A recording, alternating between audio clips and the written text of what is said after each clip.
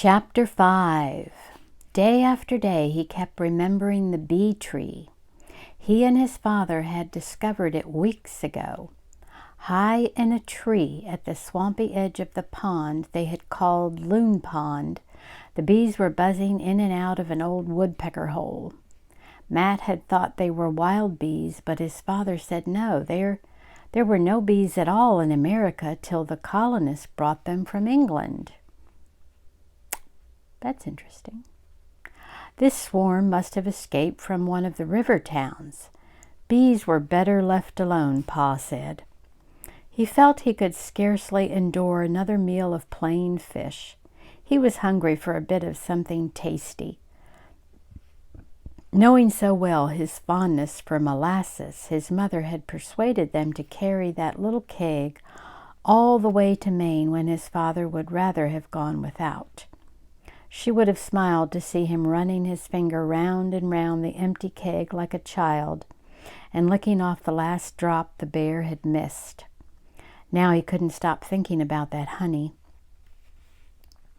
It would be worth a sting or two just to have a taste of it.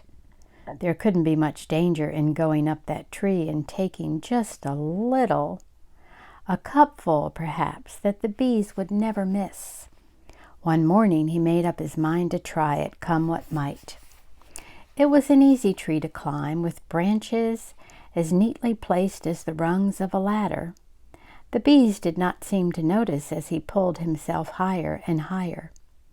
Even when his head was on a level with the hole, they flew lazily in and out, not paying him any mind.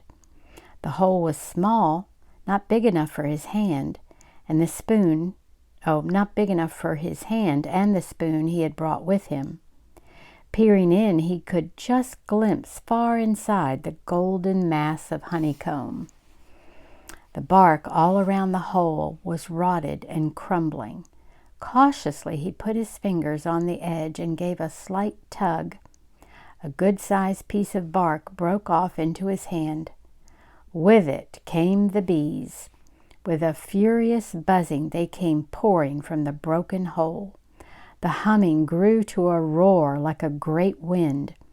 Matt felt a sharp pain on his neck, then another and another.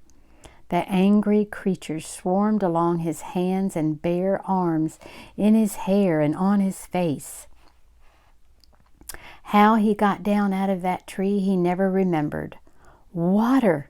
If he could reach water, he could escape them. Bellowing and waving his arms, he plunged toward the pond. The bees were all around him. He could not see through the whirling cloud of them. The boggy ground sucked at his feet. He pulled one foot clear out of his boot, went stumbling over sharp roots to the water's edge, and flung himself forward. His foot caught in a fallen branch, and he wrenched it clear. Dazed with pain, he sank down into the icy shelter of the water. He came up choking. Just above the water, the angry bees circled. Twice more he ducked his head and held it down till his lungs were bursting. He tried to swim out into the pond, but his feet were tangled in dragging weeds. When he tried to jerk them free, a fierce pain ran up his leg, and he went under again, thrashing his arms wildly. Then something lifted him. His head came up from the water, and he gulped air into his aching lungs. He felt strong arms around him. Half conscious, he dreamed that his father was carrying him, and he did not wonder how this could be. Presently he knew he was lying on dry ground. Though his eyelids were swollen almost shut, he could see two figures bending over him. Unreal, half-naked figures with dark faces. Then, as his wits began to return to him, he saw that they were Indians, an old man and a boy. The man's hands were reaching for his throat, and in panic Matt tried to jerk away. "Not move," a deep voice ordered. "Bee needles have poison. Must get out." Matt was too weak to struggle. He could not even lift his head. Now that he was out of the cold water, his skin seemed to be on fire from head to toe, yet he could not stop shivering. He had to lie helpless while the man's hands moved over his face and neck and body. Gradually he realized that they were gentle hands, probing and rubbing at one tender spot after another. His panic began to die away.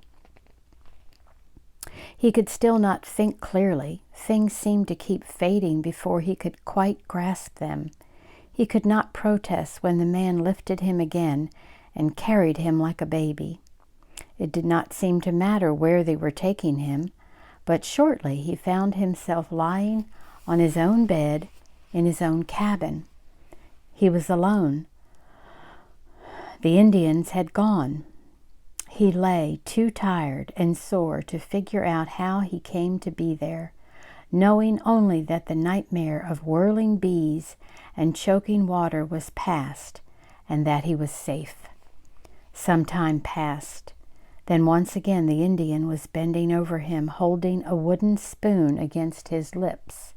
He swallowed in spite of himself, even when he found it was not food but some bitter medicine. He was left alone again, and presently he slept.